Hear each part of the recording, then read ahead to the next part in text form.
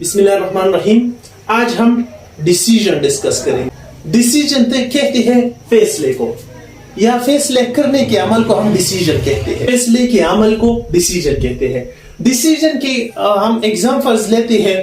A wrong decision, एक गलत फैसला। The decision was reached overnight. The decision was reached overnight. The decision was reached overnight. Third example है it was a collective decision. It was a collective decision. Decision के synonym है result, जिसको हम नतीजा कहते हैं। इम्तिहान वगैरह के जो नतीजे होते हैं इसको भी फैसला कहते हैं। फैसले के डिसीजन की सिनोनिम के तौर पर हम इसे इस्तेमाल कर सकते हैं।